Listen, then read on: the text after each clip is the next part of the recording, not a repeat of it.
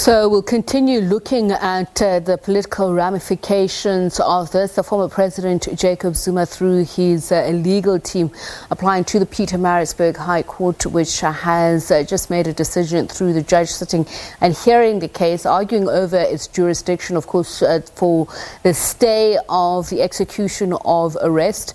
The judge is saying he's adjourned the matter and a decision will be made known by 11:30 a.m. on Friday evening. So later on, we will speak to the police minister, Begicele, to hear from him why they have written to the State Capture Commission to ask Justice Zondo that they should not effect the arrest until the court has made a decision. There's criticism of that decision, of course.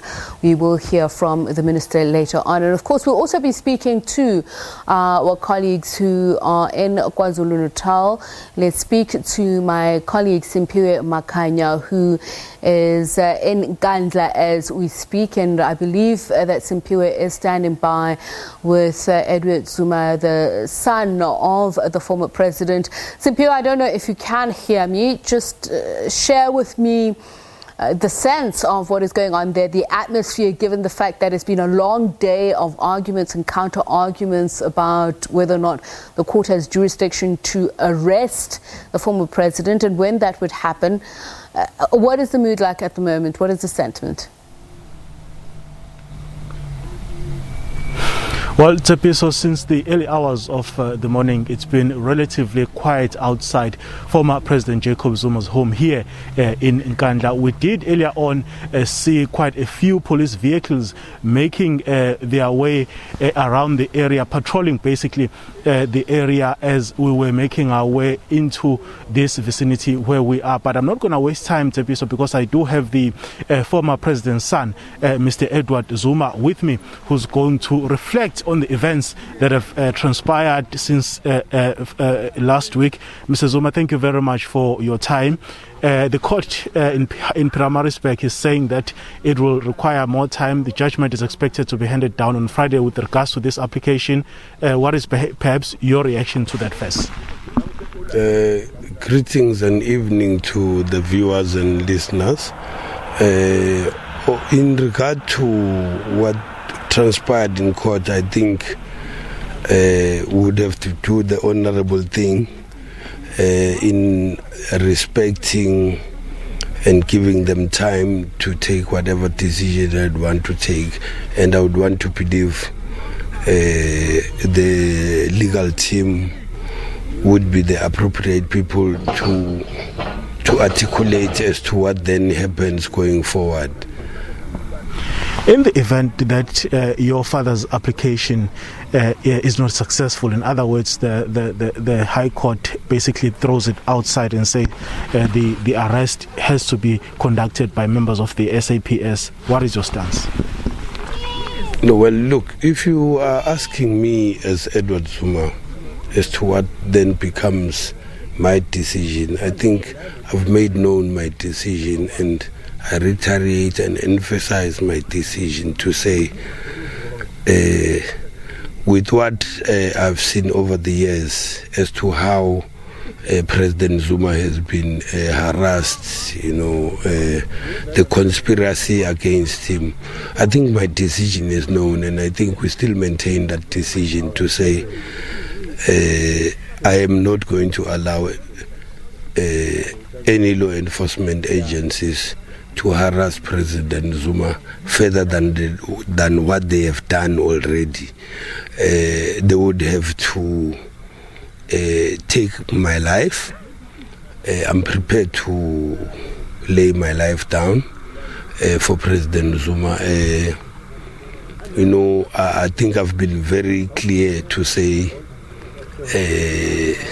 should they take a decision that they want to come today and arrest President Zuma, they will find me at the gate with my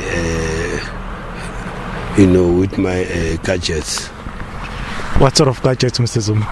No, my gadgets have been clear. I've got my own lockgear and I've got my own locksmith. You trespass my home, I will have to defend my home. But they will not be here to trespass. They will be here to do exactly what the constitution of this country says they must do. The very same constitutional court which has been turned into a mockery. Our courts have been turned into a mockery. Judges have been bought, individuals have been bought, ministers have been bought. Speaking on the issue of judges being bought, ministers and all these other people that you are mentioning, do you have proof to that effect? Because we've had a lot of people saying that there is a conspiracy, people are being bought, but is there proof to that effect? It would have been a great opportunity for me to have listened to you telling me as to why haven't you asked those judges that have been accused as to were they bought or not. However, time will tell.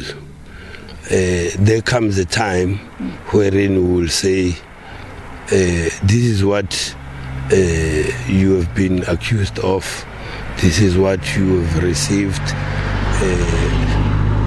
Deny or do not deny it. However, we know, and they know themselves, as they are watching me, they know themselves, their hearts are beating right now that we are going to be exposing their names very soon. So the best thing would be to say, let us allow the process to unflow, but we will definitely expose them. The ANC, in its statement through its Deputy Secretary Jessie Duarte earlier today, said that they will be instituting a disciplinary action against the members of the party, and you are also a member of the ANC who had gathered here, breaking COVID-19 regulations and all sort of rules. What is your response, perhaps, to that? Look, I did hear that the NEC made a statement during the course of the day. And I mean, one is very clear. If the ANC says those particular individuals that were part and parcel of organizing of the gathering of people at Nkandla will be disciplined, they instructed the Provincial Executive Committee of the ANC in KwaZulu-Natal to institute and firstly, proceed with that. Well, look, we welcome that. I, as a member of the African National Congress in Ward 14 in the Msholozi branch in Nkandla, under the Musa Dladla region, I agree. I am part of the organizers of these people, and I am prepared to face the full might of the ANC.